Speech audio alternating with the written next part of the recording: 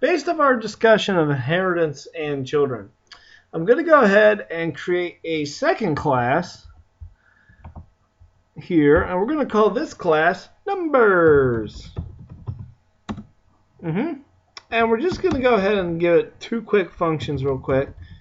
Say public function even, and we'll let receive a number, and we're going to say that there is a Boolean.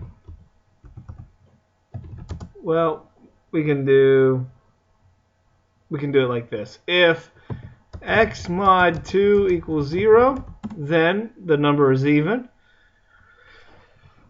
And so we're going to say that there is a Boolean, dim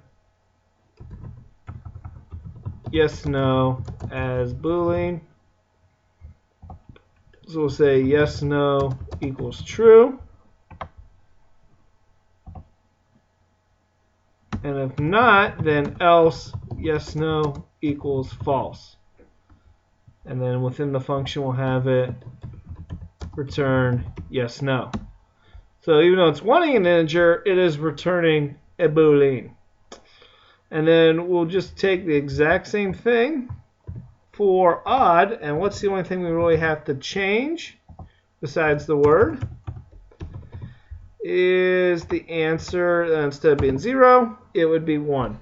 Okay, so we create this class numbers.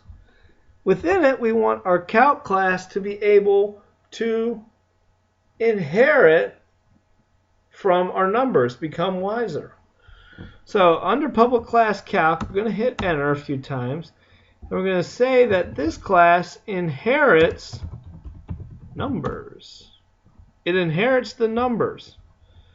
So what does that allow us to do? That allows us to hit save here, go back over to here, and where we can create that instance of the class, I'll have to recreate it. So we're going to say dim, we'll call it add machine again, just to keep it consistent, as new calc. We're going to just leave it as a generic constructor this time. Go down here, we're going to say add machine dot. Hey, wait a second. These are the functions from numbers. Numbers gave, when calc inherited numbers, numbers gave calc its functions so that calc can use them. So in this instance, numbers is the parent because it's the higher one, passing down information to calc, which is the child. The child will always have more information. The child will always collect the most information. So here we are able to see if a number is even or odd because of what it gave. So label3.text equals add machine dot even, and we're going to just pass down the number 7.